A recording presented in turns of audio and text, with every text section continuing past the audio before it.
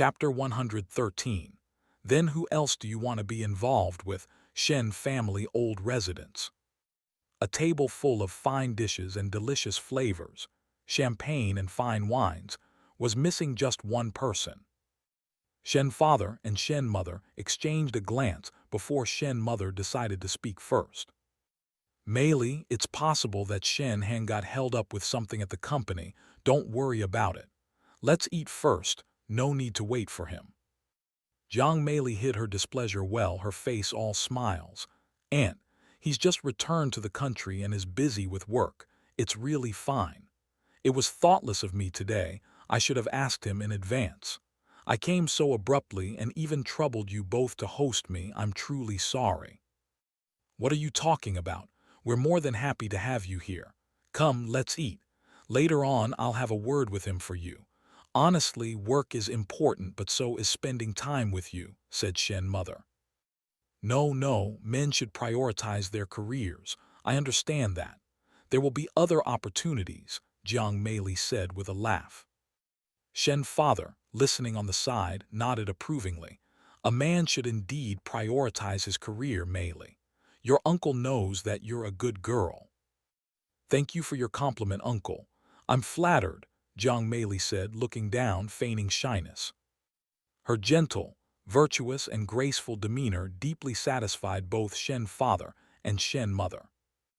The marriage alliance between the Jiang and Shen families was something they were eager to see happen. Shen father's eyes flashed coldly as he ate his meal. In the past few days, that boy Han had been behaving indecently in private, and rumors reached the ears of the head of the Shen family. He couldn't turn a blind eye. He would need to remind his son later on. Some women were okay for a fling, but bringing them home was out of the question. What kind of household was the Shen family, and what was the background of that orphan girl? The difference between them was vast as heaven and earth, and he couldn't allow his son to make a foolish mistake. Dinner proceeded with each of them lost in their own thoughts. On the surface, the old couple was entertained by Jiang Meili's charms, laughing heartily, the atmosphere pleasant and harmonious. Until the night sky was sprinkled with stars, Shen Han still had not returned. Jiang Meili couldn't stay long, so she took her leave. After the car left the Shen family old residence, inside the vehicle, the smile on Jiang Meili's face vanished in an instant. In its place was a rage so thick it couldn't be dissolved. Su Shu, well played. Just you wait. Yes, Mr. Shen, this is my house. Su Shu stood between the living room and the bedroom when she heard Shen Han's words. She immediately exploded in anger. Shen Han, as if deaf to her outburst, casually tossed his coat on the sofa, loosened his sleeves and rolled them up. He opened the fridge, took out a bottle of juice, closed the door behind him, found a glass, and poured half a cup of juice. He walked over and offered it to her, then finally spoke. You've just woken up, you must be parched. Want some? Smack. Su Shu's right hand forcefully pushed away the offer. The half cup of juice spilled onto the ground, the glass shattering to pieces. Shen Han, I've said this is my home. I'm already here, please leave. Shen Han, tall and imposing, towered over Su Shu, reaching only up to his shoulders.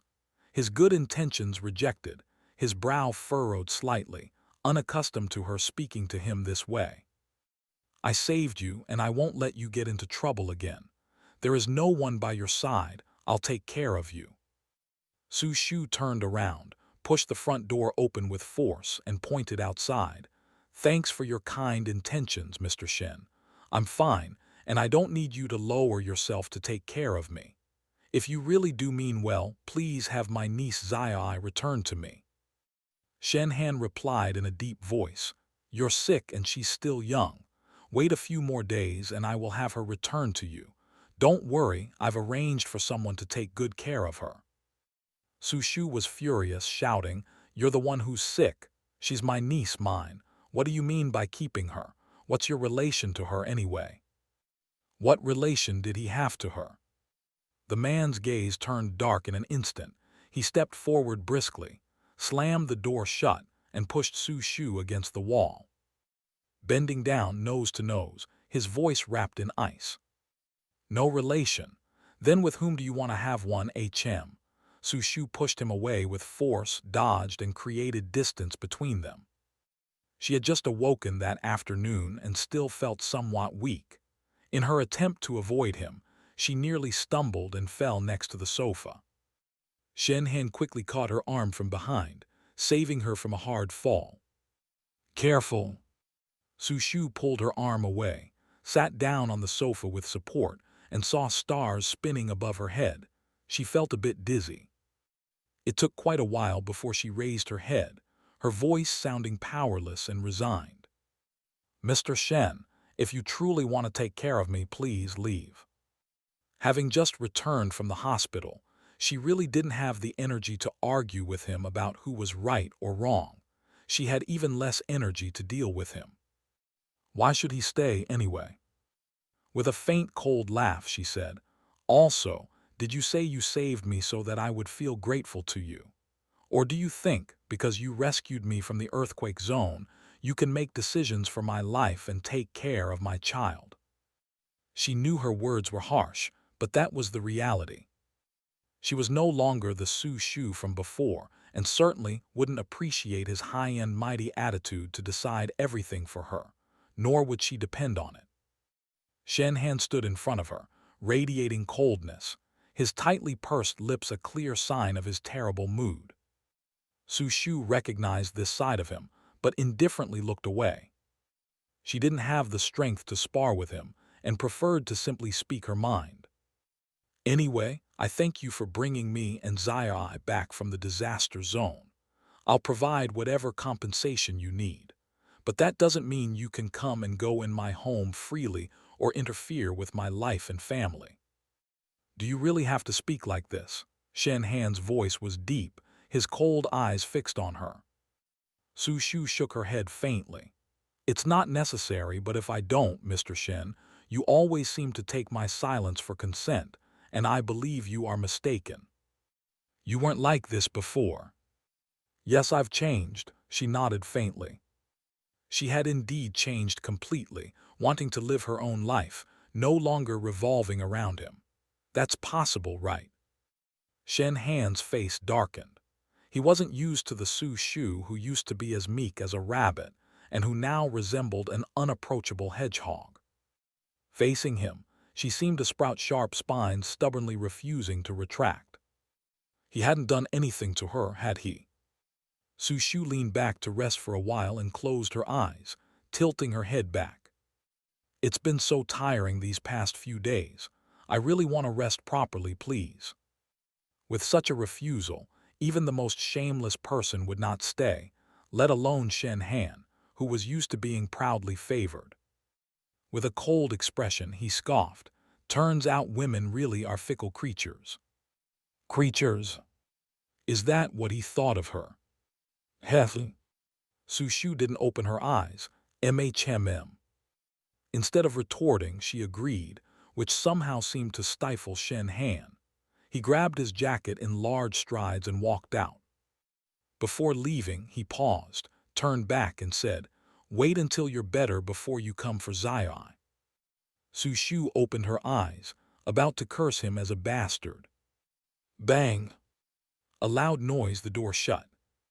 Bastard! Downstairs, the car started, quickly disappearing into the distance. Su Shu slumped on the sofa, feeling as if all her strength had been spent on the conversation just now. Once the words were out, her body felt relaxed and limp like cotton. Her headache was still severe. Since waking up until now, half the day had passed dealing with Shen Han. Now that he was gone, she finally had time to properly think about her situation. Her memory before passing out remained at being surrounded by a swarm of snakes. She didn't know how she had lost consciousness, and when she woke, she found herself in a high-end hospital ward. After the doctors confirmed she could be discharged, and upon her insistence, Shen Han had agreed to send her home, but he strictly refused to bring Zai along, under the guise of her being weak and unfit to take care of others. Fireworks of resentment exploded in Su Shu's heart, wishing she could confront him directly. Once she collected herself, she would bring Zai back tomorrow. Shen Han had obstinately intruded into her peaceful life, irritating her immensely. She wasn't foolish. She knew that with Shen Han around, Jiang Meili was never far behind. With everything going on, she certainly didn't have the luxury of time to be entangled with them every day. After eating something simple to replenish her energy and regain some strength, and taking a shower, Su Shu lay on the bed with her laptop placed on the quilt. She left a message for her editor, then checked the number of days she had been offline, which exactly matched the date of the earthquake in Peng Village, and the 2 days she was unconscious after being brought back by Shen Han. After settling work matters, she finally relaxed and pondered over what had happened to her. She had been unconscious for a few days, and upon waking, found her body without any impairments, which baffled the doctors and was called a miracle. She knew that there were changes in her own body, because she could no longer enter her space. She had tried to sense the condition inside her space, but every time she tried to check, she would suffer intense headaches. The pain was so severe that it lingered, and she could do nothing but give up. Why was this happening? An unstoppable panic welled up in her. All her belongings were in her space. If there was any issue with it or something went wrong, how was she to face the impending apocalypse disaster? Besides worrying about the space, she was constantly concerned about Tang Zelan's safety. Before she lapsed into unconsciousness, he was severely injured, and when she woke up, he was nowhere to be seen. She had no idea how he was doing now, whether he had moved out of danger or was still in it. After waking up, she hadn't asked Shen Han for any information about Tang Zelan. After so many years, she understood Shen Han. He didn't like her talking about other men in front of him. So she wasn't about to be that thoughtless. After thinking for a while, she picked up her phone and dialed 114. "Hello, could I inquire about the contact number for a certain unit of the Sea City Border Defense Garrison?" Provincial Military Region General Hospital. Chen Cheng was ordered to visit Tang Zelan. Upon entering the room, he immediately saw Yuan Zio next to Tang Zelan's bed, chattering away with bandages wrapped around his head. At the sound of the door opening, Tang Zelan looked up and smiled. "Staff Officer Chen. The chief went to a meeting at the military region and asked me to come see how you're doing." "It's no big deal," Tang Zelan said. Yuan Zio called out from the side, "Oh, my brother, you're almost falling apart and you call that no big deal." After speaking, he turned around and greeted Chen Cheng. Chen Cheng put down the fruits and gifts he brought for his visit and found a place to sit down. "Before coming, I inquired with the doctor. You need to remain hospitalized for long-term observation and treatment. The group has already notified them on your behalf." Tang Zelan nodded thoughtfully. "Has the mountain expedition team been decided yet?" "Yeah, it's been decided. Group Captain Dai Rong from the 302nd will lead the team." A flash of disappointment crossed Tang Zelan's face, but he still smiled faintly and changed the subject. "How long will it take before I can be discharged?" Chen Cheng replied, "Don't worry about that. The chief's orders are that everything is up to the doctor, meaning that the doctor decides when you can be discharged." Tang Zelan joked, "Lying here every day, I might as well grow mold." "Growing mold is great. We can grow together," Yuan Zio interjected. "Grow your damn head." Tang Zelan couldn't help but laugh and curse. The three of them casually chatted about the army and home. Chen Cheng remembered something important he felt he should mention to Tang Zelan. "The day I picked you up, I left contact information with that girl's family, but it's been a while with no news. I don't know what their situation is. It seems you'll have to find a suitable time to contact them." Tang Zelen's eyes flickered slightly. He knew who Chen Cheng was talking about. After he woke up, he had asked Chen Cheng about Su Shu, and Chen Cheng said that her family had picked her up and had even used a private plane, indicative of an extraordinary background. Tang Zelen wasn't concerned about these details, only asking about her condition. Chen Cheng said her life was not in danger, so he felt relieved. For the past 2 days, for some reason, Su Shu's slightly pale face kept haunting him. "I don't have her contact information," Tang Zelen said. At this, Chen Cheng was stunned. "Isn't she your fiancée?" Tang Zelen couldn't help but laugh hopelessly. "Did that rumor reach your ears too?" Chen Cheng thought to himself, "Not only did I know, but I also accidentally, casually, inadvertently passed it on to the senior colonel, causing all this fuss." Seeing his strange expression, Tang Zelen raised his eyebrows slightly. "Told my old man." Chen Cheng nodded, not denying it. Tang Zelen sighed deeply. This was going to be tough from now on. "It's fake doesn't count, just to save someone." With just that simple sentence, Chen Cheng could no longer misunderstand and apologetically said, "That was reckless of me." "It's fine," Tang Zelen didn't mind. Not to mention Chen Cheng, even the people around in Peng Mountain believed that girl's nonsense. She was really something. Something that he couldn't quite put into words at the moment. They had only been chatting in the hospital room for a short while when the nurse from Yuan Zio's room came looking for him. Seeing Yuan Zio, who was still chatting spiritedly despite his head injury, the nurse's face darkened as if it were the bottom of a pot. Yuan Zio, hassled by the nurse, said to Tang Zelen and Chen Cheng, "I'll go back for my injection first, you guys keep talking. Boss, I'll come find you tonight." "What do you mean find? If you're a patient, you should rest properly in bed, no wandering around," the nurse scolded. "Hey, young girl, why are you so fierce with your words? I am going to get an injection. If you're sick, you need to cooperate with the medical staff to recover quickly. Once you're better, any time is a good time to chat." Right, sister, you're absolutely right." "Who is your sister?" As the two bickered, they left together. Yuan Zio followed the nurse back to his room speechlessly, leaving only Chen Cheng and the recovering Tang Zelen in the hospital room. Tang Zelen asked, "How is the situation in Peng Mountain region?" "The disaster is still under control, but the losses are substantial.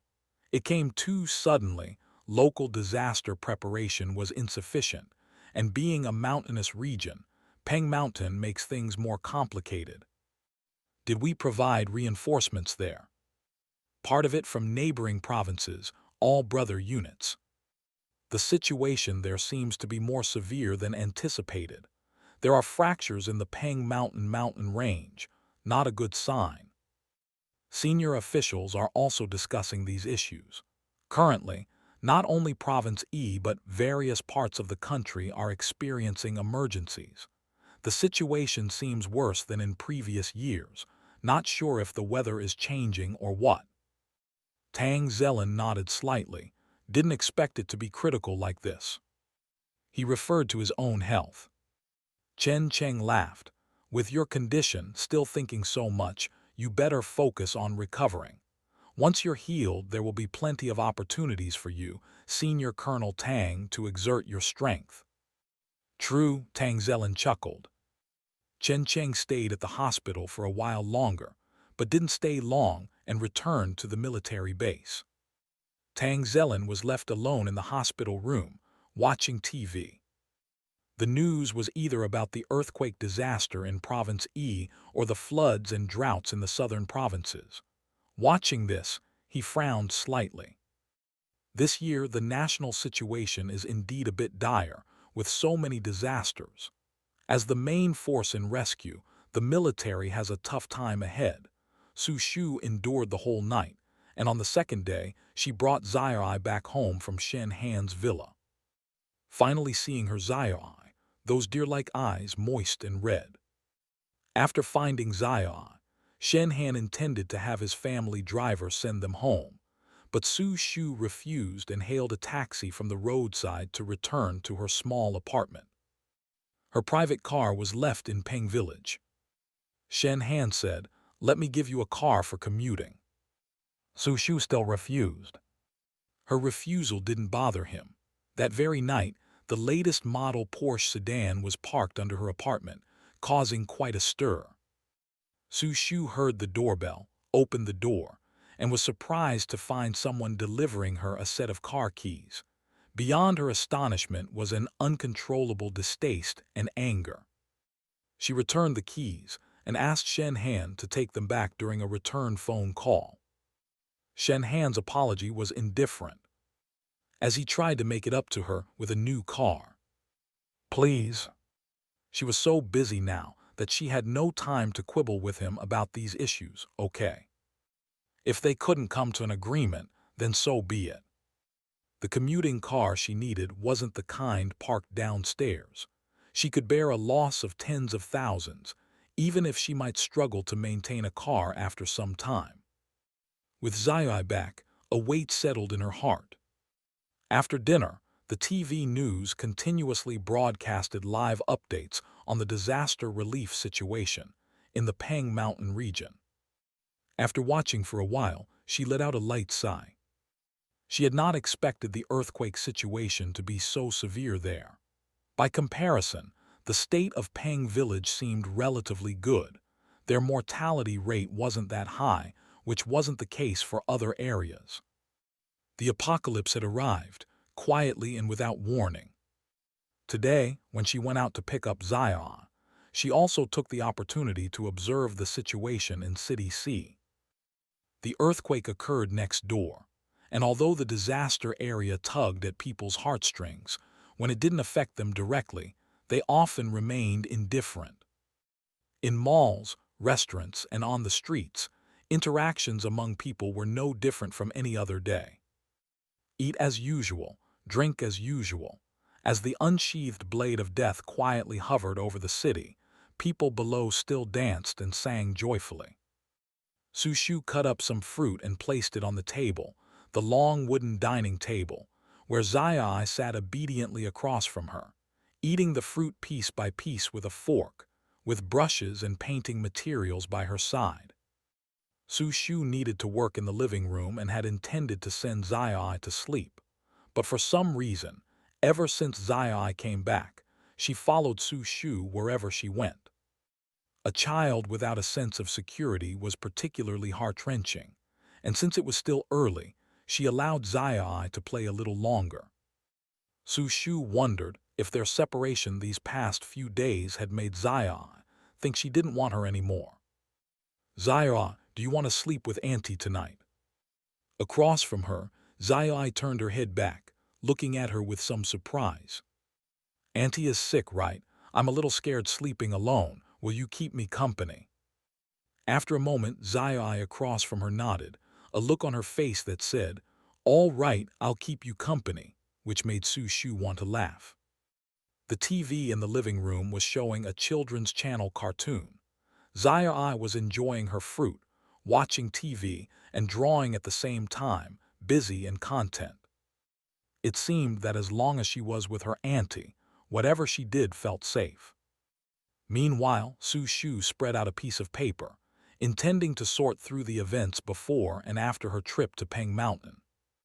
Tomorrow morning, she was going to collect her merchandise from the grain store owner. But it was a problem to get her stuff back, as she suddenly couldn't enter her space, and she couldn't just leave the live poultry in the warehouse she rented, right?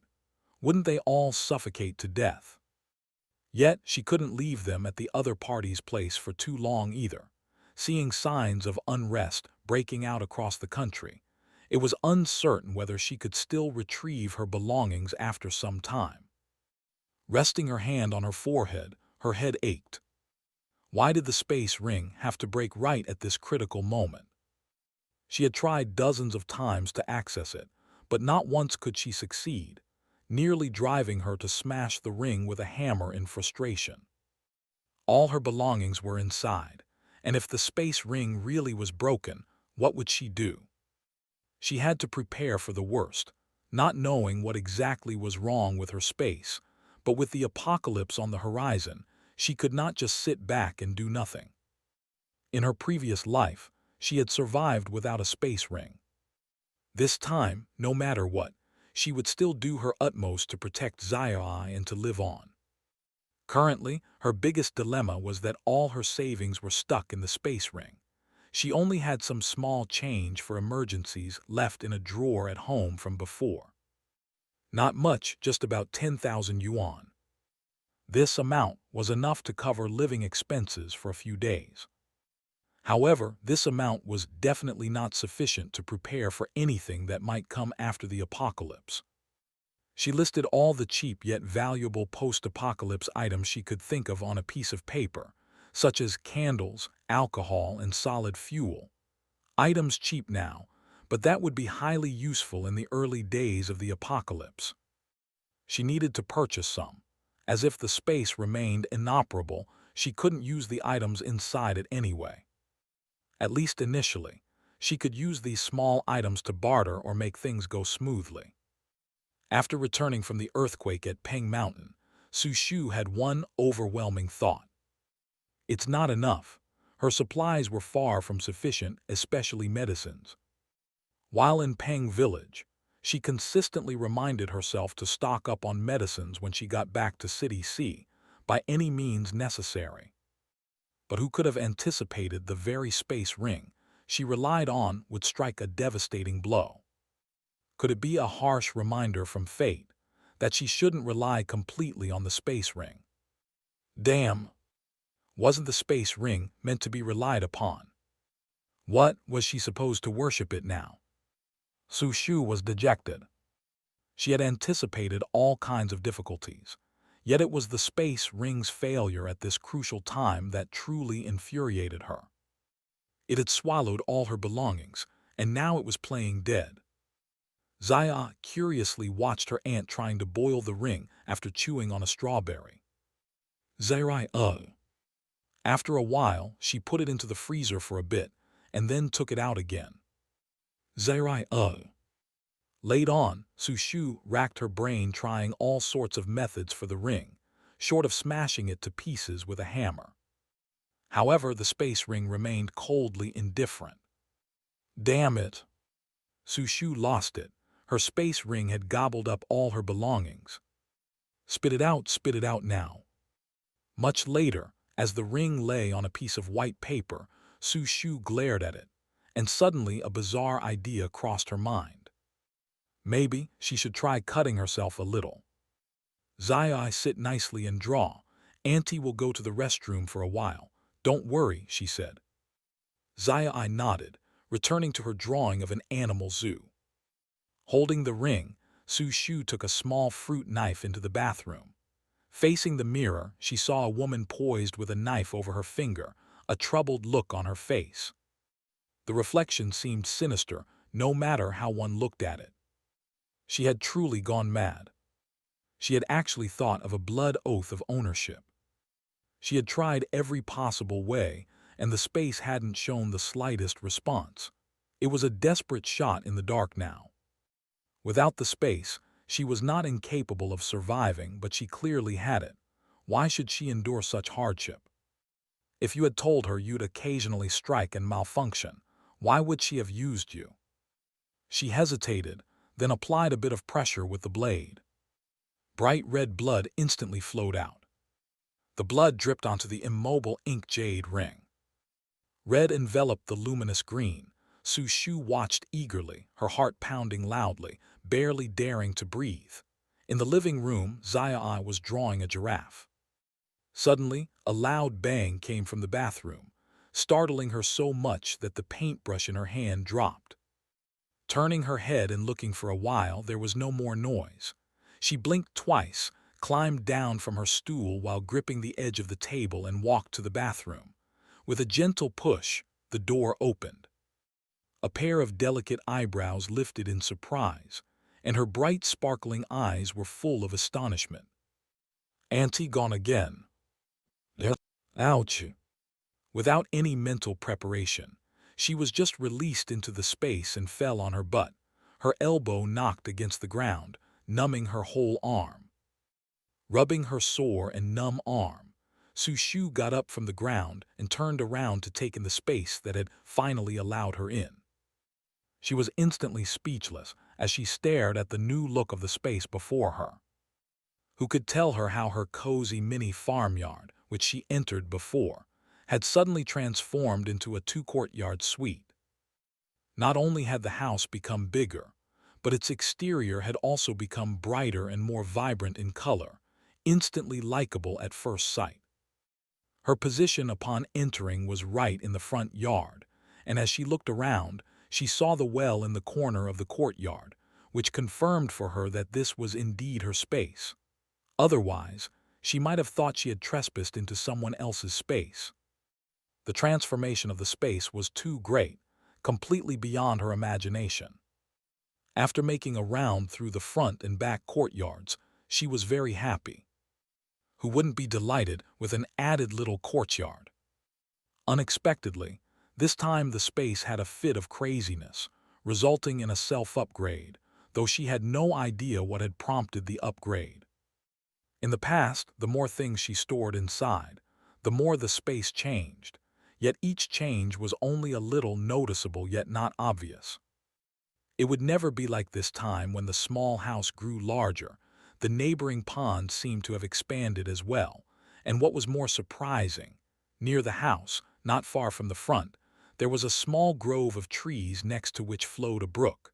She even went over to see if there was anything in the water. She thought of little fish and shrimps, yet she didn't see a single one or even a trace. It seemed that even though the space had upgraded, it still lacked native living creatures. She looked up. The sky and the space had become bluer and bluer. The grayness present when she first entered was now completely gone. Looking at the sun in the sky, she couldn't help but pause for a moment, feeling that something was off.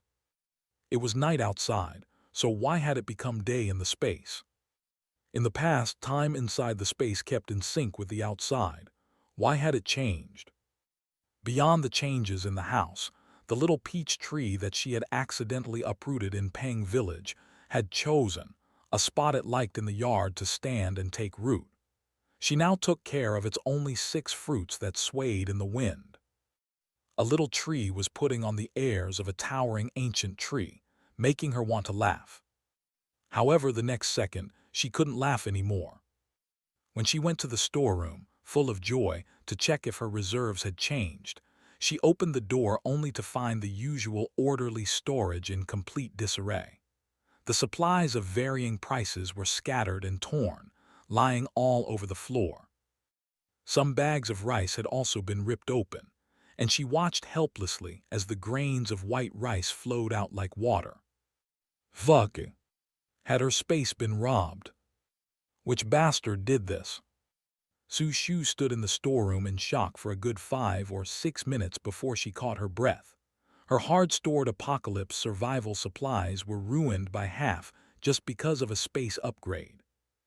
If she had known this would happen, no way she would ever want an upgraded and expanded space. Whoosh, whoosh, whoosh. From somewhere a rustling sound was heard, and Sushu's expression tightened. What was that? Following the sound, she stealthily took a few steps forward. When she saw what was making the noise, she was furious. It was the little red snake from Peng Mountain, which wanted nothing more than to bite her, casually hiding in a slightly spacious area, happily stealing her stored canned food. Stunned for a few seconds, she looked around for something. Finally, she pulled a kitchen knife from a box and charged at the little snake king. You waste so much of my food, I'll chop you up. Within the entire space, there was a beautiful girl holding a kitchen knife, her face so grim it was frightening, chasing a completely red little snake, from inside to out and then from outside back in. One fleeing, the other chasing. 1 round, 2 rounds, 3 rounds. It was unknown how many rounds she chased, but Sushu finally stopped, aiming the kitchen knife at the nearly exhausted little snake king crawling in front of her, and flung it fiercely. It barely missed hitting its head. The little snake king rolled to the side, staring at the sharp blade, its body shivering thrice. Looking back at the woman not far behind it, who was bending over with her hands on her knees and gasping for air, there was finally a hint of submission in its eyes. This was the woman who had fiercely grabbed its tail that day, causing it such pain that it turned around to bite her, hoping she would let go. Who could have expected, before it knew it, a flash of light had sucked it into this cursed place. It had been turning round and round inside, unable to find a way out. There was no living creature in the space, and it had used up too much energy, feeling starved. It had only accidentally eaten a bit of her food. Was that really necessary? The snake's eyes disdainfully glanced at her. Back in the mountains, it could eat whatever it wanted, snobbishly tasting her food which had some unknown flavors added to it, each incredibly tough to open. If there had been anything else to eat, would it have lowered its quality of life? Seeing her as if she were about to chop it into 18 pieces, what huge grudge did she have? It's just a bit of her food she had eaten. She could pay her back, couldn't she? Su Shu's heart raced, her forehead sweating profusely and cheeks flushed red. She was infuriated. How did this thing get in? A mere snake had completely messed up her space, and she couldn't even catch up to it. Was this some kind of joke played by the heavens? Just as she was calming her breath, suddenly there was a movement opposite her. She looked up slightly only to see the little red snake flicking its tail, flinging the knife stuck in the ground far away, then awkwardly crawling towards her. Su Shu frowned. As the little snake king crawled up to her, it raised half its body and looked at the disheveled Su Shu. Su Hu said with a stern voice, "You just wait, biting me first, ruining my food next, don't let me catch you." The snake's head tilted slightly, the feeling of disdain quite subtle. Coldness filled Su Hu's eyes. He suddenly felt like the little red snake in front of him, somewhat helplessly sighed. Under Su Shu's cold and dripping gaze, it seemed to hesitate for a moment, then lowered its head to the ground and spit out something. After spitting it out, it raised its head to look at Su Shu with a face that was arrogantly annoying. "Humph, it's just some lousy food. I'll return something good, okay?" Su Shu was completely unprepared for this turn of events. She looked at the thing it had spat out, then looked back at it. "What do you mean? You've ruined so much of my food and you think spitting out a lousy stone will make up for it?" The little snake king's eyes glinted savagely. "What kind of look is that? Can't you see that this is a treasure? Redeem your sister's crimes. One of its treasures could buy her 10 houses full of grain, okay? Never seen a treasure as fine as this, have you? Hurry up and thank me." To Su Shu's surprise, she deciphered its bizarre body language. Her eyes narrowed slightly, and the corners of her mouth curled up in a cold smile. "Done something bad and won't bow your head to admit it, still daring to talk back to me with your neck stiff, huh? Think you're something special because you're the Snake King? I'm going to chop you up today if I don't, to pay back for all the grain I painstakingly carried back." Swoosh, swoosh, swoosh. Emma, miscalculation, better run fast. A new round of chase began yet again. In the end, Su Shu managed to lock the storeroom with a padlock and left the space. Of course, before leaving, she didn't forget to take the worthless stone with her. Su Shu came out of the bathroom, and Zai was no longer in the living room. She looked up at the clock on the wall. It was almost 12 o'clock. She tucked a strand of hair back behind her temple, embarrassed. On the table, there was a drawing left by Zai, which she picked up. In the drawing, a child stood at an open bathroom door, 3 question marks floating above their head. The bathroom was empty. A shiver ran through Su Shu's heart, and she couldn't help but turn to glance at Zai's closed bedroom door. This child. Feeling uneasy, she went to check if Zai was asleep in her room. In the dark, with only the faint light from the living room, she saw that Zai had already crawled into bed and fallen asleep, clutching her dinosaur plushie. After closing the door, she poured herself a cup of warm tea and sat on the sofa, the drawing Zai had made resting on the coffee table. Although Zai was young, she was clever beyond her years, her large eyes twinkling as if she understood everything. It seemed the little girl had already sensed something about her possibly disappearing. It looks like I'll have to find a good time to have a proper talk with her, when the moment is right, she thought. But now there were more pressing matters to attend to. Those could wait. She sipped the warm tea in her hand, while examining the stone she had brought out from the space. She had been completely surprised that the little snake king would spit out a stone. During her brief scan inside, she knew the stone was no ordinary item because she had seen a faint glimmer of green on the stone the little snake king spat out. Her first reaction was to recognize that the object was unusual, but she was too angry at the time to play into its hands and let it feel smug. The grain had been devoured ferociously, and she needed to restock quickly, or else her hard work would be in vain. She stared at the stone for a long time, unsure of exactly what it was. The green glint looked like it could be a gemstone. She decided to ask around the next day in the city.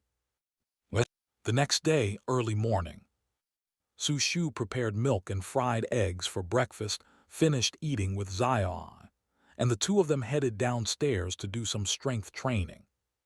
Her car had been left in the Peng Village mountain area, so now they had to take other transportation.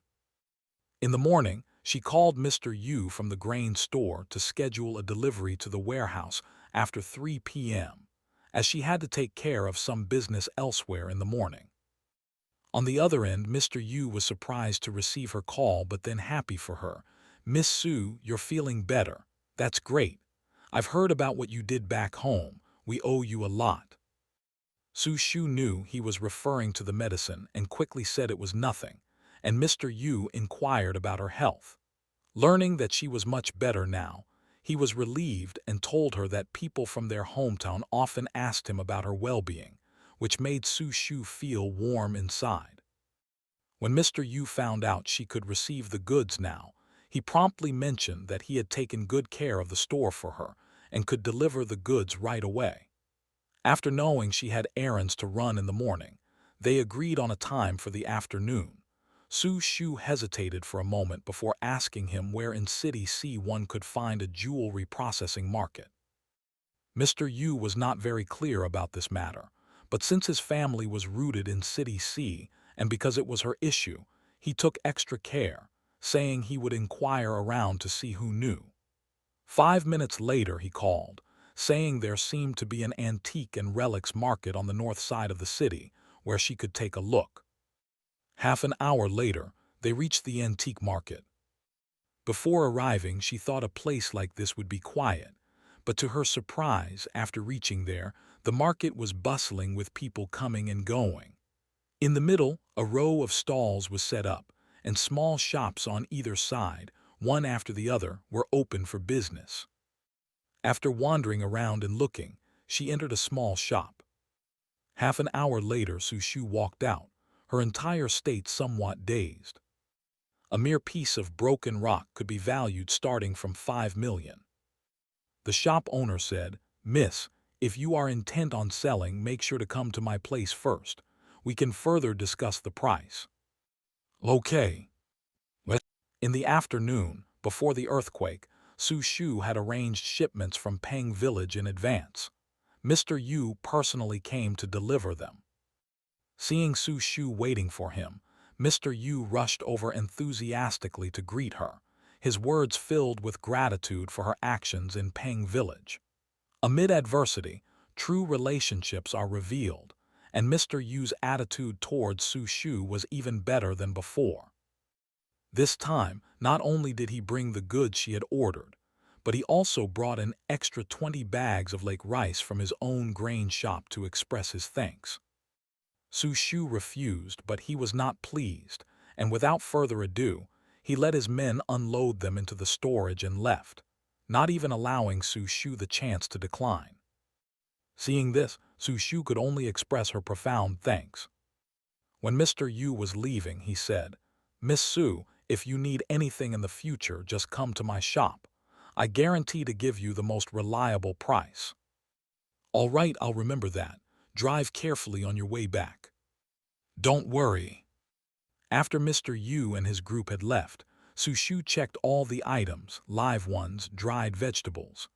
Thankfully, she had shipped some of the goods earlier before the earthquake, otherwise all would be lost. She habitually wanted to store all these items in the space, but just as she was about to lift her hand to transfer the items, she suddenly remembered the obnoxious snake causing havoc in her space. These chickens, ducks, and geese, once taken in, wouldn't they all just be devoured by that starving little snake king? After hesitating for a while, she temporarily put down her plan. If it weren't for the little red snake, all these chickens and ducks could be free-ranging in the space. She could build nests for them there once she had cleared some space. Since the red snake had been taken into the space, it had wreaked havoc on her provisions, not to mention the live animals. Would it not jubilantly leap high and chase after them? It had given her a gem that could be valued at 5 million starting. By the same estimation, even if it devoured all the provisions she had stored in the space, it would be enough. Now the gem was valuable, but soon, food would become more expensive than gold. Given its reckless behavior, once the apocalypse broke out, would her whole family end up starving? It was necessary to have a good talk with it. She felt that the little red snake had a sense of spirit communication, whether through good bargaining or coercion and bribes. In any case, it absolutely could no longer touch her stored food. Otherwise, she would chop it up and make a snake soup. Preventing it from touching her stuff meant she had to ensure it was well fed. So Su Shu took Zai to a pet shop, bought a small cage of mice specifically for feeding snakes from the shop owner who knew how to raise snakes. And after Zai fell asleep that night, she entered the space and had a stern talk, unilaterally intimidating and bribing, with the little red snake. Whether it understood her or not, the core idea was simple. You absolutely must not touch my food again. I will meet your daily needs. If you touch my chickens, ducks, geese, eggs, grains, or vegetables, I will be very unhappy with you. As for how unhappy, that would depend on her mood.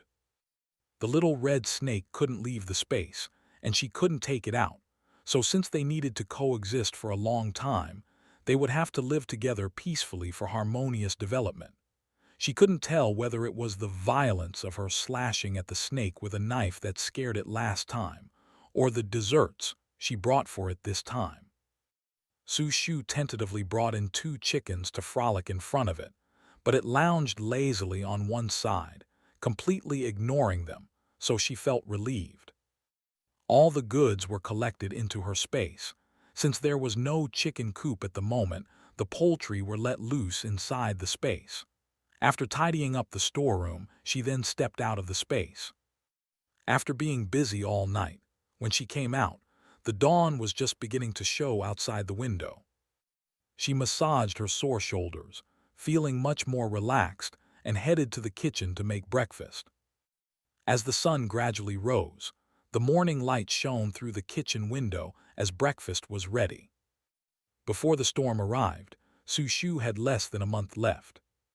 The earthquake in the Peng Mountain region had shown Su Shu how crises could unexpectedly arise when they hit. In the following days, she became increasingly aware of this fact from the news broadcasts. From north to south, from west to east, a succession of crises both big and small had begun to show clear signs of an impending change in the world. The government was ceaselessly rescuing people everywhere, and occasionally, the news anchors would use, "This is a tough year for us all," to encourage everyone. In the city, there was a subtle sense of rising prices, and as she made herself a cup of coffee and sat in front of the computer, she felt that some people might have already noticed. Half a month ago, after asking around, she finally found a reliable channel to sell the gems spat out by Little Red Snake. After deducting the intermediary fee, she was left with about 6,300,000, far exceeding all her savings. Because of this, she had prepared lots of delicious food for it in the past half-month. Its life in her space was flavorful, either basking in the sun or strolling among chickens, ducks, and geese every day. As long as it didn't touch the supplies in her reserve storeroom, Sushu couldn't be bothered with it. She also found time to set up a chicken coop within the space, having it made, and then collected it inside. Over that half-month, she had spent almost all her money, converting it into supplies necessary for surviving in the apocalypse. Limited by her financial means in the past, she had many things she wanted to buy and do but couldn't afford to. Now, with several million more, things suddenly seemed a bit easier. Food, clean water, medicine, weapons for self-defense. Anything she could think of that might be needed later, she had stocked up on, more or less. After experiencing the unpredictability of Pang Mountain, she no longer thought about simply stocking enough to last through the few years of the apocalypse. She was concerned about unforeseen events that might happen later, so the more supplies, the better. Once her perspective had shifted, Sushu put all her energy into this. After the apocalypse began, systems like electricity and finance collapsed very quickly. She purchased 2 high-power generators and several smaller ones as a precaution. She ordered about a dozen hard drives, downloading many movies and educational courses that she found useful, both for herself and for Sci-Fi. Sci-Fi was still young and needed an education, so she bought many educational supplies to keep for her use. Everyday life boiled down to concerns over money and the basics like oil, salt, soy sauce, vinegar, and tea, but hygiene was especially critical amidst the crisis, so she also prepared appropriate sanitary products. Pots, pans, dishes, bowls, whether they were made of porcelain, terracotta, plastic, or even disposable paper, she had prepared some of each type. The most important, sanitary napkins.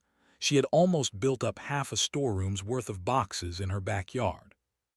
Apart from what she needed for herself, Sushu also prepared some small, portable pieces of alcohol paste and battery-operated candles, and the like, convenient for unexpected needs that may arise. Having too many large items can draw unwanted attention, but sometimes small items can be very useful. Don't underestimate things like alcohol paste and candles. When the whole city experiences a power outage, during the pitch-black nights, they become highly sought-after commodities in the apocalypse. Buying them now was super cheap, just a few dollars, and Sushu, thinking the cost-performance ratio was simply too good to pass up, spent a day all over town gathering them until she had more than enough. Walking around like this, she bought not only what was necessary, but also many things that weren't. In the harsh days of the apocalypse in her past life, there were many things she missed, like coffee and tea that could be brewed. These items later became almost impossible to obtain. This time, she didn't hesitate and purchased as much as she wanted in one go. She also prepared plenty of tobacco and alcohol. Those were Tang Zelin's favorites. Sometimes his stress was really much greater than others, and he would be very happy if he could occasionally procure some tobacco and alcohol from elsewhere. So she paid extra attention to these items. The days flew by as she threw herself wholeheartedly into preparing and stockpiling for the impending battle. During this time, Shenhan didn't come to find her again, which she found quite relaxing.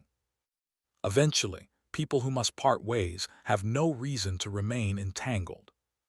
Half a month passed by, and she had not found a way to contact Tang Zelin.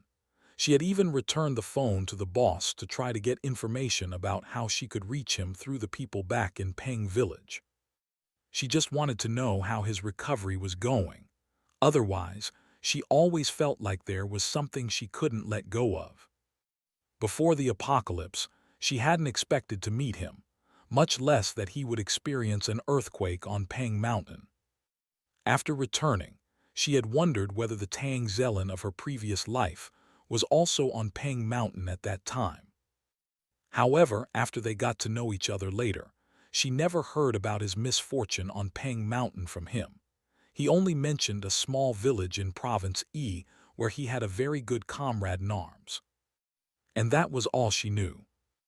No matter, even if she couldn't get in touch with him now, she believed he was blessed with good fortune and would be fine, and that there would be a chance to meet him in the future, she thought to herself. 10 days before the apocalypse. The weather in City C suddenly dropped, and Su Shu had to wear thick clothing appropriate for when winter turns to spring every day when she took Zai out for a walk downstairs. Overnight, people on the streets, who were previously dressed in cool summer clothes, all switched to long sleeves and pants, and you could see their breath turn into white vapor in the cold air as they passed by. The bizarre and unbearable weather swept through the entire city, and the sudden change also hindered the progress of many municipal projects. In the kitchen, soup simmered gurgling in the pot, and the TV was filled with profound insights from various experts on the sudden cold snap. Our city's weather has taken a sudden dive, and I remind all viewers in front of their TVs to make sure to dress warmly when you're out and about. According to the data sent back by the meteorological station, in the coming days, the City C area will continue to experience low temperatures, so please take note, said the TV announcer. Su Shu brought a plate of braised beltfish to the table, and just happened to see the TV switch to the image of the river that ran through City C. It had frozen over. She furrowed her brow, thinking to herself that if she remembered correctly, before the apocalypse arrived in City C in her previous life, the initial harbinger was days of torrential rains leading to mudslide-triggered floods. It was precisely because of the ferocious devastation of the flood that many critical transportation links were destroyed, crippling the rapid response and rescue efforts in subsequent disasters, which resulted in massive casualties and property losses in City C. But she remembered that before the torrential rains, the cold weather had not frozen the river. Su Shu felt a twinge of apprehension. After preparing for the apocalypse, Su Shu's anxious heart finally settled down. No matter what happened, she was no longer afraid. The TV was still broadcasting the latest status of various regions, and in Sea City, due to the cold weather, there were fewer and fewer pedestrians, and the market prices had begun to rise. Su Shu no longer cared about the price of goods. She had exchanged all her money for supplies, which she stored in her space. The upgraded Spaces edition of a backyard had been a big help. The weather in Sea City was cold, but not to the extent of constantly being featured in the news like other provinces. If the apocalypse were to break out as it did in her previous life, there weren't many days left. In the meantime, she had been trying hard to find out about Tang Zelen's whereabouts without any success, so she temporarily let it go. The serialized Apocalypse book had just been finished in these free days. She completed the last 100,000 words and suddenly felt all the tension release from her shoulders. After finishing, her editor pinged her online. Sealed territory, Mighty Oak. Cutie. Now that you've finished this short story, when will the new book be ready to publish? Everyday Sue once. I want to take a break from writing for a while. Sealed territory, Mighty Oak. Raising little braids to whip the little guy on the ground. Hard work leads to wealth. Everyday Sue once. Don't crow the day before you're out of the woods. Sealed territory, Mighty Oak. How about this? Think of a new book opening over the next few days and then send it to my email to take a look. If it's okay, you can publish it first and update it slowly, start stockpiling. Everyday Sue once. Mighty Oak, where are you? Sealed territory, Mighty Oak, planet Earth. Everyday Sue once. Sealed territory, Mighty Oak. Okay, capital city. Su Shu's hands paused on the keyboard. If Mighty Oak was in capital city, then that was fairly good. It was right under the nose of the central government, which offered better protection than other places. Thinking this, she felt more at ease, and her tone became much lighter. Just as she was about to type, a new message came through from the other side. Sealed territory, Mighty Oak, can I tell you something? Everyday Sue once, sure, go ahead. Sealed territory, Mighty Oak. I read your little apocalypse story, and I have to say, it's pretty interesting. Last night, on a whim when I passed by the supermarket in the neighborhood, I asked if they had candles, and guess what happened? Everyday Sue once. Sealed territory, Mighty Oak. Ha, laughing. During dinner, the whole district had a power outage. Ha, when my husband came back from work, he said amidst the vast darkness, the only thing he saw was our windows flickering with light. It warmed him so much. Everyday Sue once, that much of a coincidence. Sealed territory, Mighty Oak. Exactly, it was a stroke of luck that I bought candles last night. Plus, there were only 3 packs left in the supermarket, totaling 30, which I bought. They weren't expensive, so I kept them. Who knows when the next power outage might come in handy, right? Everyday Sue once, thumbs up. The two went on to chat about various topics. Mighty Oak wanted her to think of a new theme, but Sue Shu was completely out of the mood for it. At the end of their conversation, before logging off, Sue Shu left her address in Sea City for Mighty Oak. The day after the Apocalypse book was finished, Sue Shu saw in the comments section and group discussions that many people were talking about what one should be aware of if the apocalypse really happened. Everyone was sharing their opinions, reliable or not, exchanging ideas. Although Sue Shu didn't speak up, she watched for a long time. For example, one cutie mentioned, if the apocalypse comes and others have what I don't, or they want what I have but my stuff is all in large bottles or bags, how would I exchange it? Surely I can't let people know I have so much stuff all at once, right? Below, many readers expressed their opinions and Sue Shu read through them. One of the readers said, for big items, why not break them down into small ones to trade? If you go around trading with small bottles and jars, it won't attract envious stares, which could otherwise lead to danger. That makes sense. Sue Shu took a sip of tea, her eyes lighting up as she read this. In the book, she was anxious and didn't mention this strategy, but someone had noticed it. She randomly entered the space to check her reserves. Well, she hadn't bought many of those small bottles and jars, just enough to get by. After exiting the space, as if possessed, she went online and ordered a large number of small items like those from MUJI. But of course, she chose the cheapest options available. 3 days later, the items arrived and she stored them in the space. As the apocalypse drew nearer, Sue Shu's nerves became increasingly taut. To prevent Sci-Fi from being affected by her, she tried to maintain a steady routine. Sci-Fi had become even more well-behaved these past few days, which touched Sue Shu. The temperature had slowly started to rise again over the past 2 days, and some people had already shed their thick clothes for lighter ones. The low pressure in City C seemed to be gradually dissipating, but only Sue Shu knew that this was merely the calm before the storm. The real crisis was lurking behind this tranquility, baring its fangs and claws. Always concerned that the apocalypse might suddenly arrive earlier due to various small changes, and after enduring the psychological pressure for several days, Sue Shu decided to get ready in advance. 3 days before the apocalypse, she began packing her bags. One large, one small, one for her and one for Sci-Fi. She planned to move to a hotel near East City Gymnasium ahead of time. In the event of a disaster, the area's higher ground would make the gymnasium the largest shelter for the affected population. With many people gathered, comprehensive armed and medical forces would be available. In the early days of the apocalypse, because of proper management, the sanitation and epidemic prevention work after the flood was done most thoroughly there. which later made it extremely difficult for others to enter. To prevent cross-infection of diseases, the government established several other shelters, but none were as well equipped as East City Gymnasium. So Su Shu felt it was the best place to settle.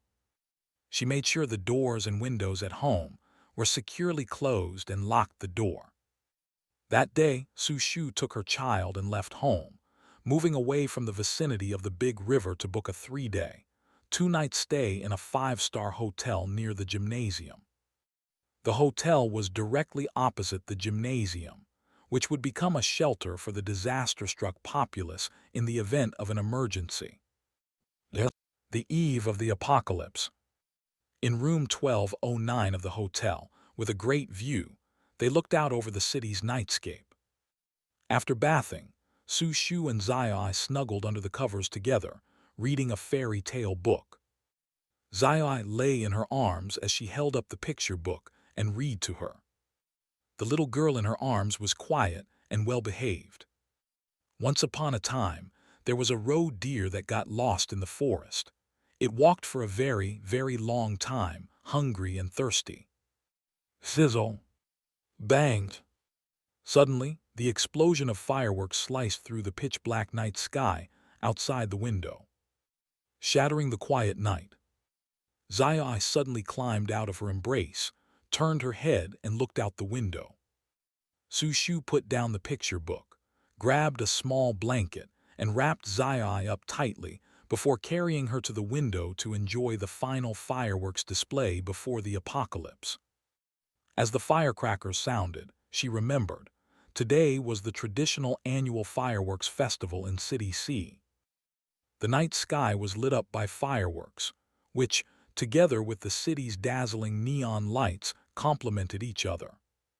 Gazing at the beautiful and splendid fireworks display, Su Shu's dark eyes sparkled with reflections. Peaceful and stable life was, after this night, truly gone. Apocalypse restart. The ruthless downpour had arrived as expected. The relentless pelting of raindrops battered the windows, turning the whole world a different color in the latter part of the night with booming thunder that shook one's ears. Zai was frightened awake in the latter part of the night and burrowed into her arms. "Don't be afraid, don't be afraid. It's just the thunder god playing his drums. Our Zai is not scared." Su Shu hugged her tightly and soothed. Outside the window, against the night sky, lightning struck repeatedly, its bright flashes inspiring fear. Su Shu wrapped the two of them in a blanket, knowing in her heart that the storm was just beginning. Soon, the city would be plunged into relentless emergency rescue and disaster recovery operations. From today on, a stable life would cease to exist. The only option left was to endure, endure, and endure. That night, the torrential rain and lightning damaged several high-voltage power lines and infrastructures, making many areas water and electricity supply urgently interrupt. The next day, the rain hadn't stopped, and on the wall-mounted TV, the local news anchor in City C reported with a grave expression. The city experienced a sudden torrential rain. By 5 o'clock this morning, many road facilities had been damaged. On the Qingyuan Expressway, multiple pile-up accidents have occurred. At the scene, the traffic police department is handling the emergency. We now go live to our reporter on the scene. The screen switched, and the mist seemed as if it could spray through the screen. The field reporter, clad in a raincoat, held a microphone in one hand and braced an umbrella with the other, shaking from side to side in the fierce storm, struggling to report the latest news.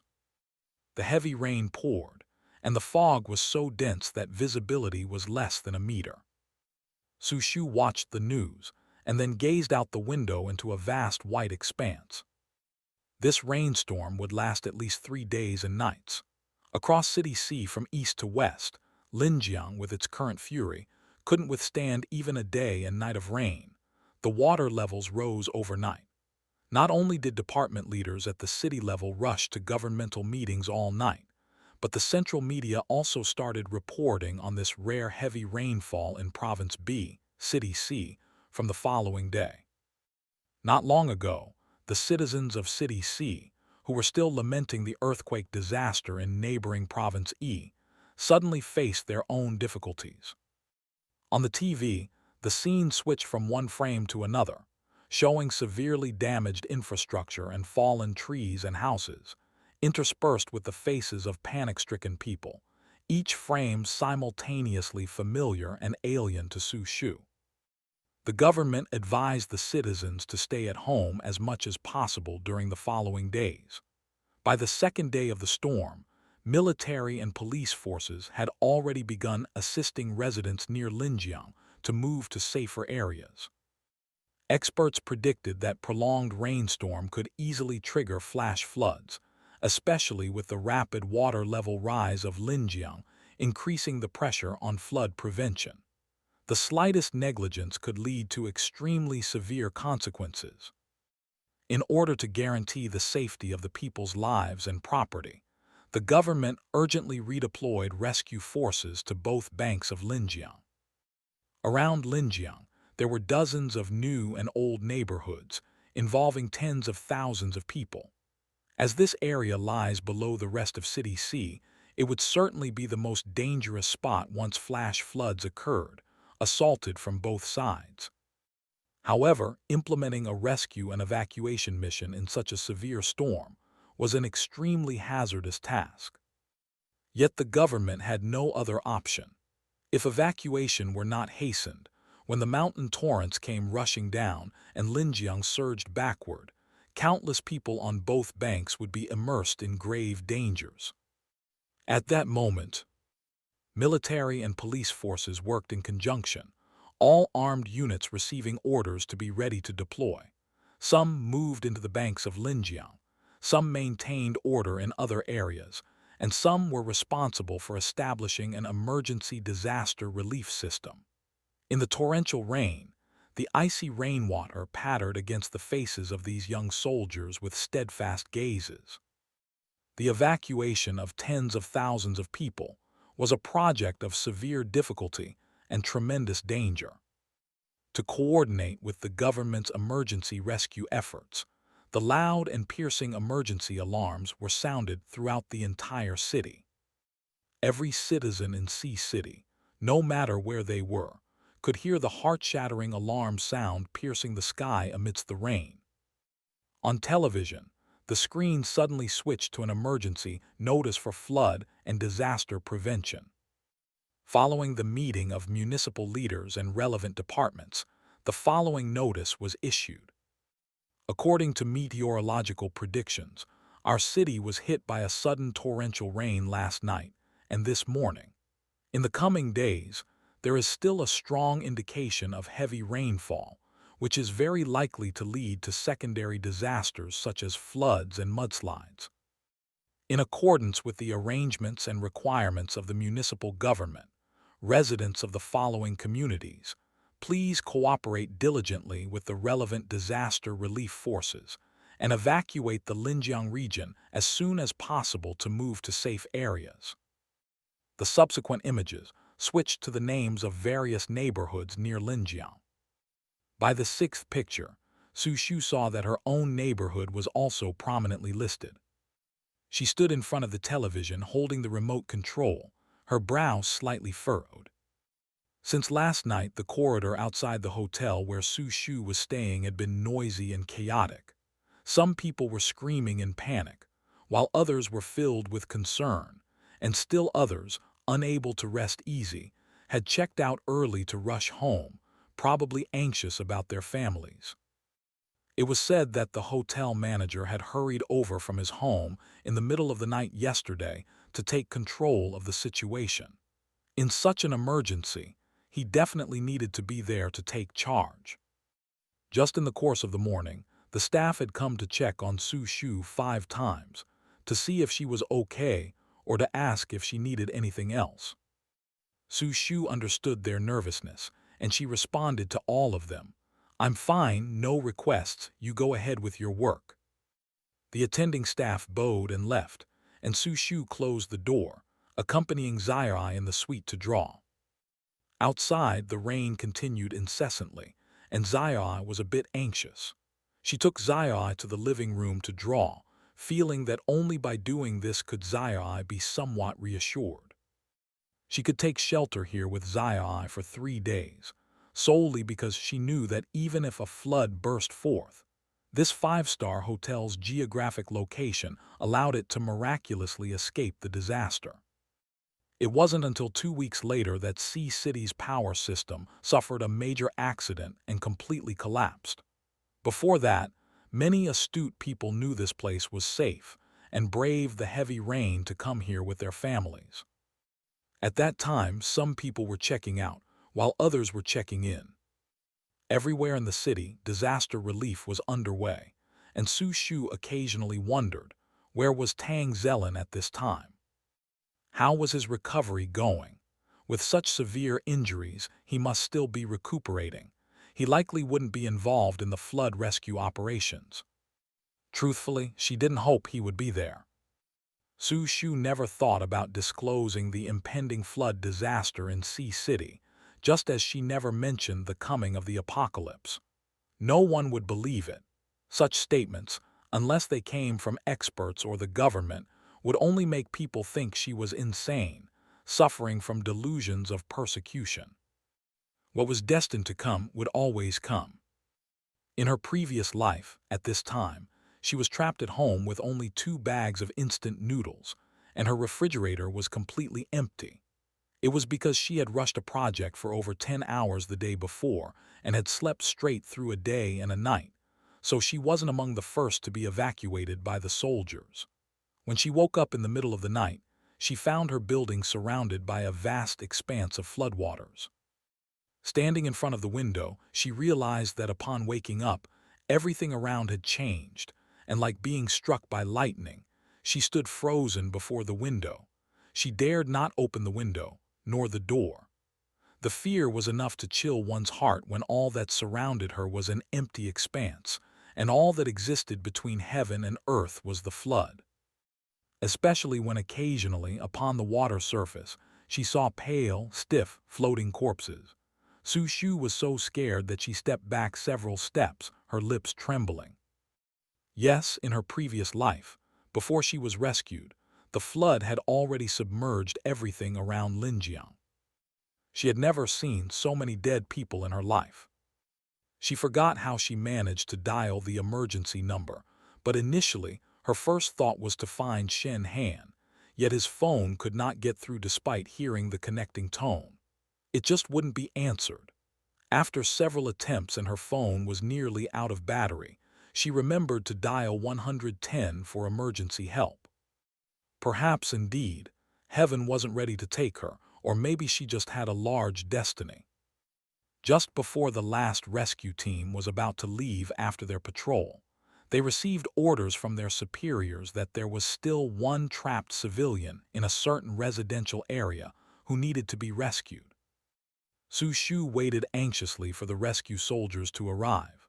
While waiting, she forced herself to calm down, picking out important things from her home, especially when she reached for a drawer filled with chocolate and candy snacks, which she hastily packed into a small backpack before continuing to wait anxiously and nervously. The 5 soldiers who came to rescue her rowed a kayak, immediately putting an emergency jacket on her, rowing through the cold river water, also braving the risk of being flipped by the torrential rain. Su Shu was very grateful. She stuffed all the high-calorie snacks from her pocket into their military uniform pockets, even though their clothes were all wet. She knew, with the high-intensity rescue task, they might not even have the chance to eat a warm meal or drink any water. An hour later, she was taken to the second shelter, a high school in East City, just 3 kilometers from the gymnasium. After staying there alone and scared for 2 weeks, the government, for easier management, merged her and other displaced persons from 6 nearby shelters with those from the gymnasium into the East City First Shelter Camp. After the merger, Su Shu, looking utterly disheveled, spotted Shen Han and Jiang Meili standing leisurely in the distance, casually holding coffee and chatting. Why did she go up and greet them at that time? Sitting in the hotel suite now, Sushu thought that she must have been crazy back then. A children's drawing was displayed in front of her, snapping her out of her reverie. "Zaya, this is really awesome," she praised with a smile. Zaya shyly took back the drawing and turned to continue with a second one. She leaned forward, gently patting the little girl's shoulder. "Zaya, are you hungry? Should Auntie make some milk powder for you?" Zaya nodded while speaking. Distanced from her memories, Sushu got up, walked over to the table, boiled hot water, and made a cup of hot milk for Zaya. For herself, she used the remaining hot water to make a bowl of instant noodles and ate it simply. By evening, the atmosphere in the hotel had changed somewhat. From time to time, there were loud arguments outside about fighting over rooms. Everyone knew East City was the highest and least dangerous area. Many were driving under heavy rain, and one could imagine how many accidents there were on the road. The natural disaster wasn't killing people, yet man-made disasters were already blooming everywhere. For dinner, Sushu called the front desk for a hotel meal. When the dinner arrived, Sushu went to open the door. "Miss, your dinner is here." "Okay, thank you." Sushu made room for the waiter to push the cart in, and was just about to close the door when a shrill voice erupted outside. "Hey, I like that room, it's nice and big. I want that one." A woman in her 30s or 40s pointed at Sushu's room while yelling at a female staff member. Sushu turned a deaf ear and casually shut the door. However, the person on the other side acted extremely fast. Before the door closed, a thick arm reached in, stopping Sushu from closing the door. "Are you blind? Almost crushed my hand, didn't you see? Could you afford it if you broke it?" Using her arm, the woman forced the door open, strutted into the suite, and surveyed its layout. Zaya, who was painting in the living room, was startled by the sudden intrusion. Sushu stood behind her, her eyes growing cold. She reached to open the door, moved forward 2 steps, and from behind, grabbed the woman's collar. She almost strangled the woman as she dragged her corpulent body out of the room. Once outside, she flung her into the corridor. "Having eyes isn't enough when walking out. Remember to bring your brain next time. Don't just enter any door. It's easy to offend people," Sushu sneered. The woman, still in shock, had not expected a young girl to throw her 160 kg body around like a small chicken. She turned and shouted to her equally stunned family. "What are you looking at? Didn't you see what she did to me?" She wanted to call her family to gang up, but was intercepted by the hotel security officers who hurried over. Polite and courteous, they attempted to ask the party of 5 to leave, but the other party stubbornly clung to Sushu's room, arguing that a single woman with a child had no right to such a nice, large room. They questioned why she couldn't settle for another room and share the spirit of Lei Feng by giving up the room to them. The reasoning was simple. They had more people, Sushu had fewer. In these special times, people should help each other. The audacity in their final words was strong. Worst comes to worst, she could pay. The absurdity of the excuse made Sushu laugh. She didn't bother to argue with these people, and turned to the hotel staff instead. "The room was booked by me in advance, the payment is done, and it is not yet checkout time. I believe I have overruling rights to reside. As for anything else, it falls within your scope of work. Please handle it accordingly. I am going to have dinner now and I'd prefer not to be disturbed." "Miss, I'm sorry for the inconvenience. It was our oversight. We will handle it appropriately and you don't need to worry. Please enjoy your meal," said the lobby manager, polite and courteous. Sushu hummed softly through her nose. Her ice-cold gaze swept over the family, ruthless as she closed the door, locked it, blocking the quarrel outside. Zai looked up at her, and her expression turned from cold to warm, accompanied by a slight smile. "Don't be scared. Auntie has already driven the bad people away." Zai blinked her large eyes, the wariness in her gaze easing as she bowed her head to continue painting. Zai, stop painting for a while and eat first. In a few days, they wouldn't be able to enjoy such freshly cooked fine dishes from the five-star hotel anymore. Once the Gymnasium Relief Center starts serving meals, she planned to take Zaya and be among the first batch of disaster-affected citizens to enter. Being early or late could prove very important later on. The hotel delivered dinner, 4 dishes and a soup, all very delicious. They ate while there was a commotion outside. The family of 5 had set their sights on Su Shu's suite, vocally insisting, "I'll pay more to switch rooms with her, why not?" They stubbornly wanted to inhabit that particular suite. The noise varied in volume, causing Zaya to occasionally tilt her little head towards the door or look up at her aunt Su Shu. Su Shu scooped some pine nut corn into her bowl. "Little girl, stop looking around. Eat properly and don't mind outsiders. If they dare to come in, Auntie dares to throw them all out. Don't worry, enjoy your meal." Just as the noise outside began to subside, suddenly, a loud bang sounded on the door as if someone had kicked it fiercely. Zaya shuddered, Su Shu's fury surged, and she slammed her chopsticks on the table, walking to the door to unlock it. With a flicker of thought, a sharpened tang knife appeared in her hand as she slid the door open. Outside, a young man had already been subdued by 2 security personnel. Was it him who kicked just now? Just a moment ago, the noisy crowd outside suddenly saw a girl open the door and step out with a long knife, the blade cold and sharp, visibly honed. Is she going to kill someone? Instantly, there was silence. This girl, does she know martial arts? Su Shu had no time for nonsense. She really just went for the leg of the guy who had kicked the door with her knife. The subdued young man was so terrified by Su Shu's chilling gaze that he started trembling helplessly, his previous arrogance vanishing in an instant, becoming cowardly as he hid behind the security personnel. Mom, she wants to kill me." "Kill?" Su Shu watched coldly with a faint smile. She wasn't interested in his pitiful life, just that irritating leg. It really took just 3 seconds for the previously arrogant and unstoppable family of 5 to scramble down from the 12th floor. Damn psychopath.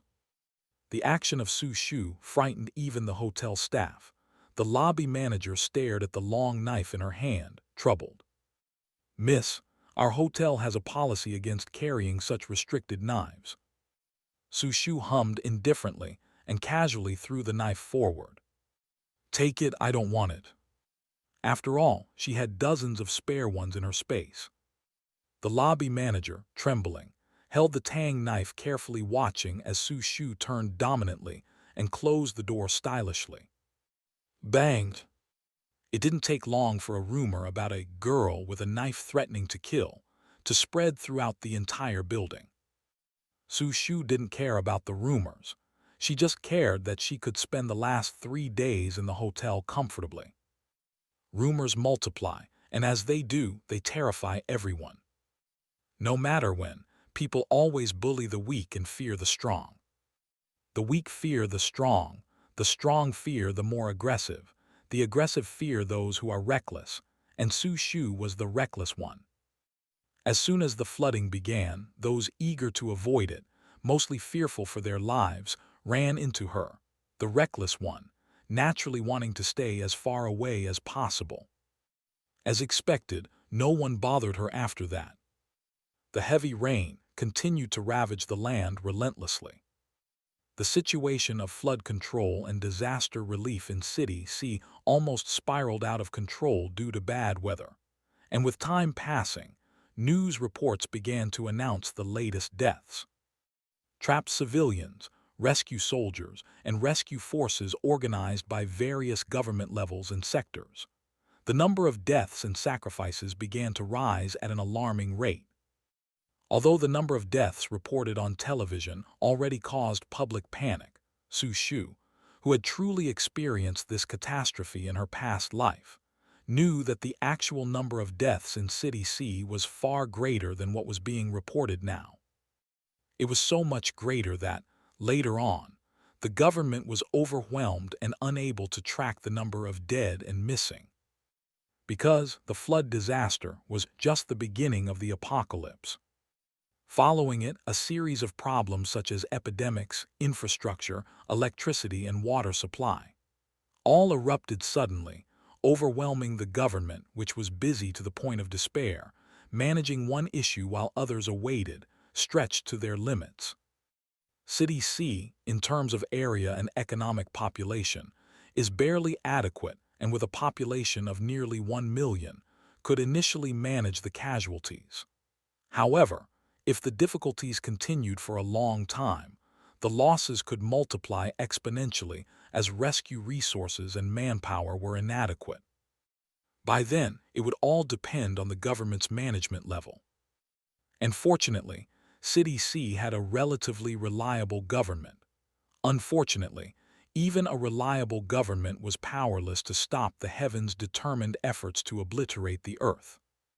For 3 whole years, not a single grain was harvested, plunging the world into the most severe food crisis in history. It wasn't just City C, nor just Province B, but provinces and cities nationwide, and countries around the globe were all facing extremely serious food issues. The rain had been falling for a day and 2 nights already. The next day, early in the morning, turbulent floodwaters had already submerged the banks of Linjiang, and amidst the storm, countless officers and soldiers clad in life jackets rushed to the front lines of flood fighting and disaster relief. For breakfast, Su Shu took Zai to the hotel cafeteria for porridge, where many guests who had come for breakfast crowded around the hanging television in the hall. Everyone gathered together, watching the heart-wrenching scenes and sighing incessantly. Carrying Zai in her arms, Su Shu walked calmly past the crowd and directly to a table on the side. Lowering her voice, "Zai, sit here and wait for your aunt, be good." Zai, holding onto Dinosaur Jun, nodded cutely. She smiled faintly, then turned to get their breakfast.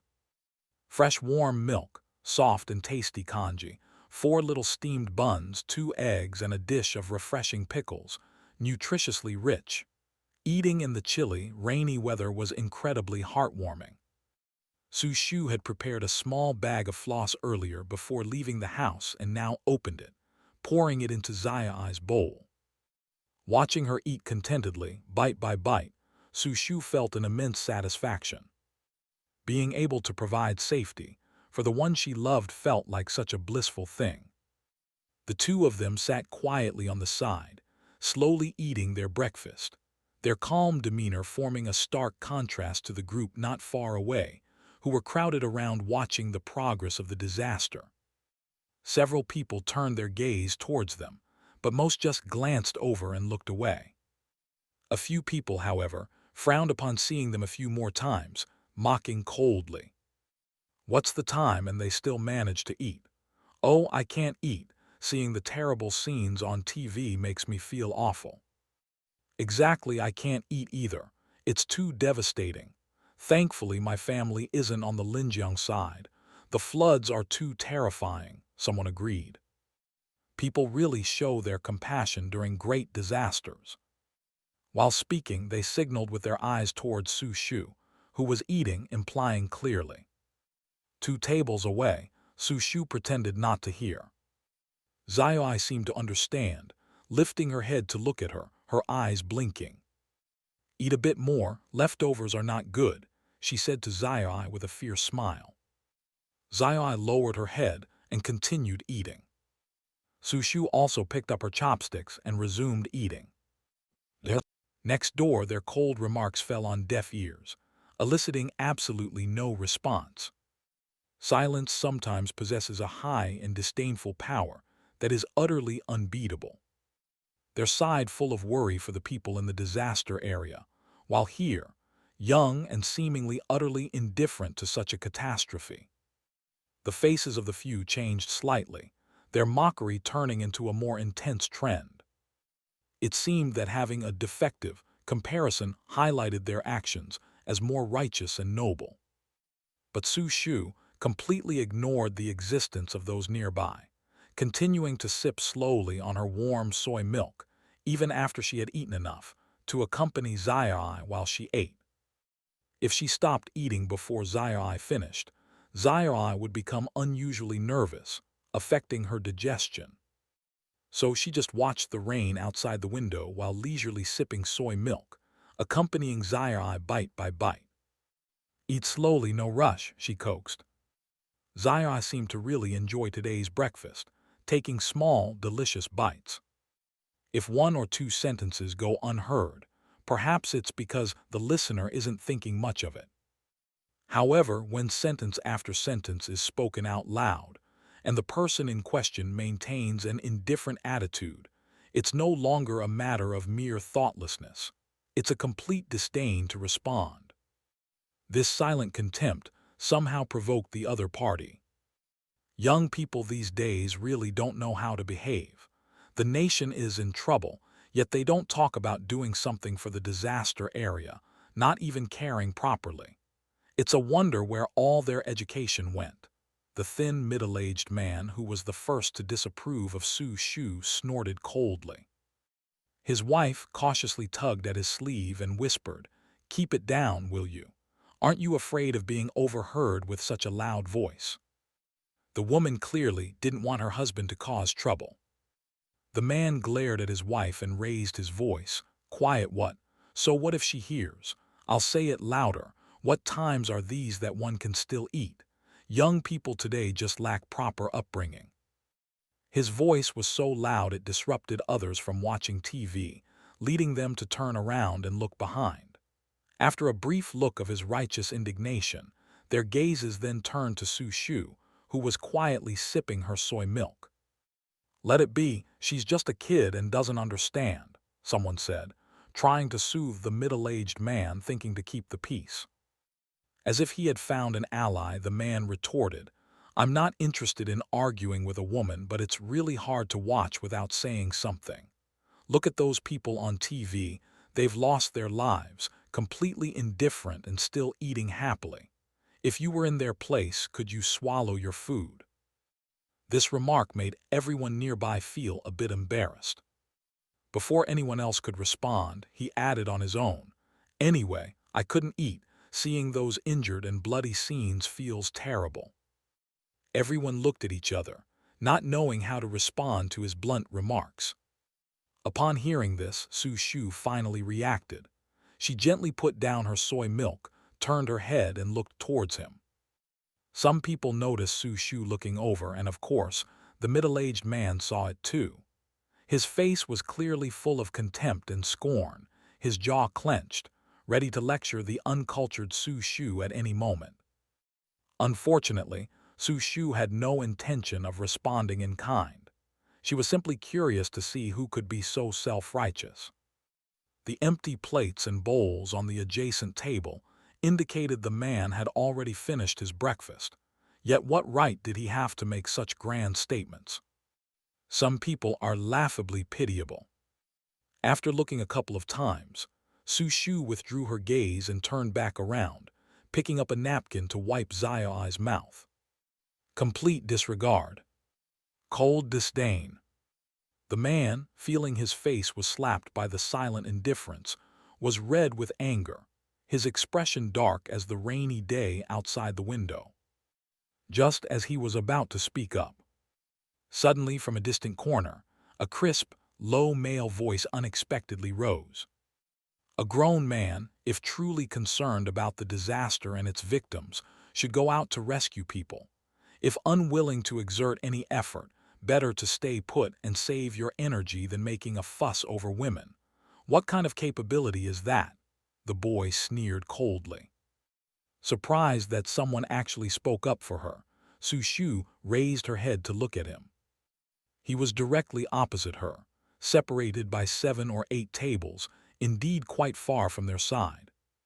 The boy was very young. Su Shu guessed he couldn't be more than 15 or 16 at most. Despite his youthful face, he already showed the outline of future handsomeness. However, the boy's eyes were too cold, pitch-black orbs that narrowed with disdain as he looked at others, his lips curled up in a chilly sneer. His whole person exuded an unwelcoming frostiness. Su Shu slightly cocked her head, feeling somewhat astonished. A boy, who had yet to unfurl, spoke as if he commanded thousands of troops behind him.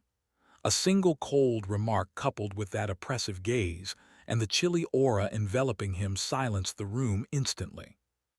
She gazed at him, and of course he also saw her.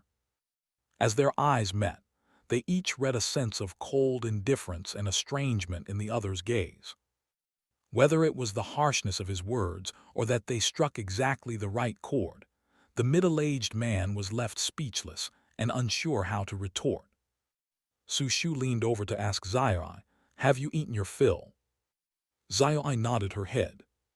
Su Shu rose to her feet, picked up Zai, and walked past the onlookers and that knight in shining armor of a boy before her, with her expression constantly changing, as she seemed to leave the restaurant reluctantly.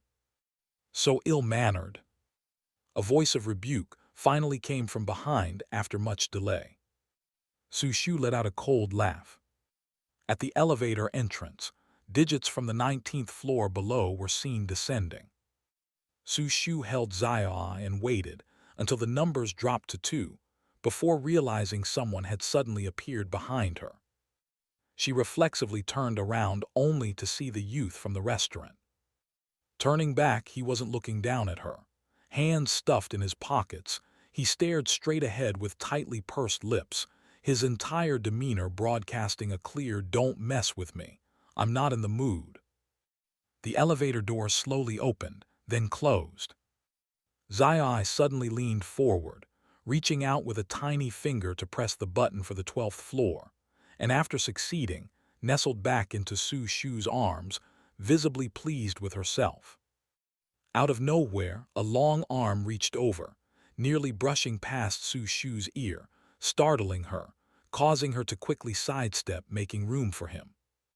Teng Fei pressed the button for the 28th floor, and, retracting his hand, his aloof gaze flicked across Su Shu, accompanied by what seemed like a faint snort. Immediately after, Su Shu heard the person behind her take 2 steps back. Beads of sweat formed on her forehead. The thoughts of a teenager in the throes of puberty were indeed elusive. When the elevator reached the 12th floor, the doors slowly opened. Su Shu, holding Zai, was about to step out when the boy behind her suddenly spoke. It seemed to be an inquiry directed at her, or perhaps a musing for himself. What's the point of living such a meager life? It might be better to die like them, putting an end to everything.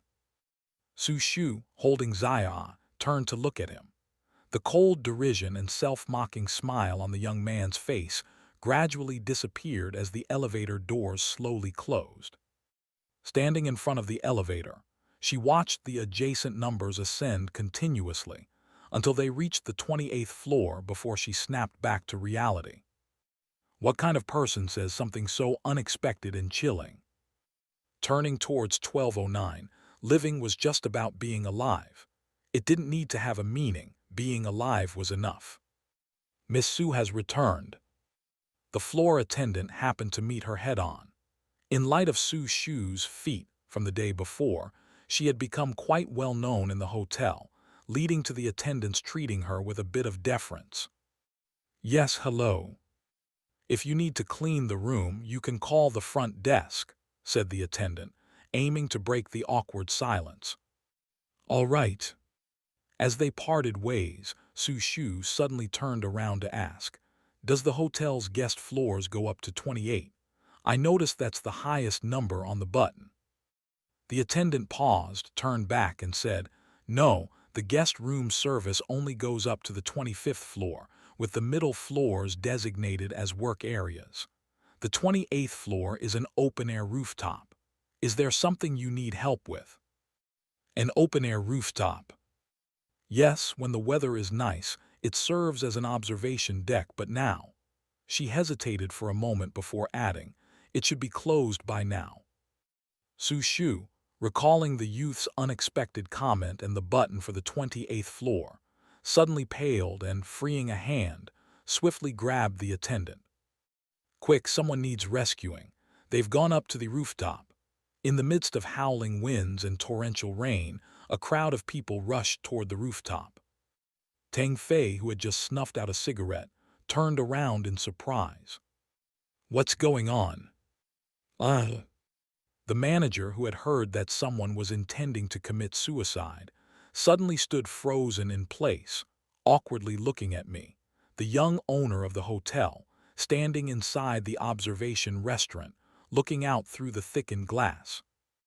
This situation turned into a misunderstanding.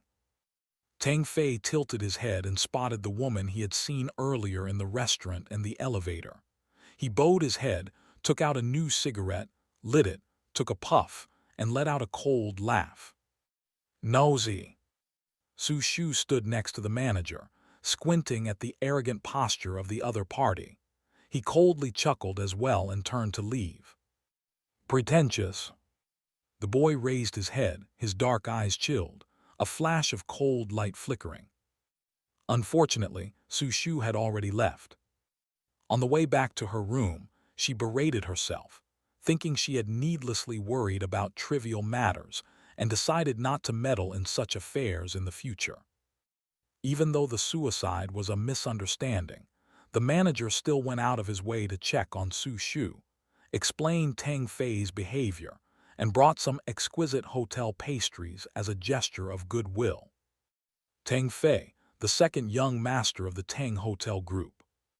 Young and recently returned from studying abroad, the Tang family, with its vast business empire based in capital city, would normally have arranged for such a promising Harvard graduate, who became outstanding at age 16, to work at their headquarters in the capital. Unfortunately, Tang Fei's status within the Tang family was somewhat awkward, so the isolated second young master was assigned by his family to manage one of their hotels in Sea City. He arrived in Sea City a week ago, just as the floods broke out. Possibly his mood wasn't very good. As the manager put it, Su Shu was quite astonished. She hesitated for a while, then candidly said, "Actually, you didn't have to come over. I was wrong before, and it wasn't right to make you all worked up. Since he is not considering that, it's all for the best. As for being upset or not, I really hadn't given it much thought." She paused, then added, "Moreover, given the current situation, I have no interest in prying into anyone else's privacy." "I understand. My apologies for saying too much. Actually, there's another reason for my visit." "Yes, go on." Since it seemed the matter no longer involved her. At this point, the manager seemed a bit uncomfortable, appraising Su Shu before speaking. "The thing is, Miss Su, the reason I came is that the second young master of the Tang family would like to swap rooms with you, and, of course, we'll make sure to arrange a better room for you, definitely bigger and better than this one. What do you think?" "Su Shu." "Swap rooms? What kind of joke is this?" "Sorry, no interest in switching without a good reason." She decisively refused, escorted the hotel manager out, closed the door, and turned around. Su Shu touched her forehead, exasperated. Shortly thereafter, in the hotel control room, a young man with a proud look on his face pointed at the location of room 1209 on the control screen, saying, "Cut off the water and electricity to this room." Room 1209. Su Shu and Zai were washing their faces in the bathroom. Everything was fine. Then suddenly the water and power went out, startling Zai. After settling Zai, Su Shu attempted to call the front desk but couldn't get through, slamming the phone down in frustration. She opened the door. The hallway lights were functioning fine and other rooms had no issues. It seemed only her room was affected. If she couldn't figure out what was happening by now, it was as if she had lived in vain. She returned to her room and used her own cell phone to call the hotel customer service. The phone connected with beeps, and Su Shu said loudly, "Yes, exactly. I need to speak to your manager. Thanks for watching. Please subscribe and like the video and comment down if anything wrong in the story, and if have any suggestion to a new novel or want next part of any series, comment down. Our target is to get 1K subscriber. There will be SUPRISC for all of you. Stay tuned."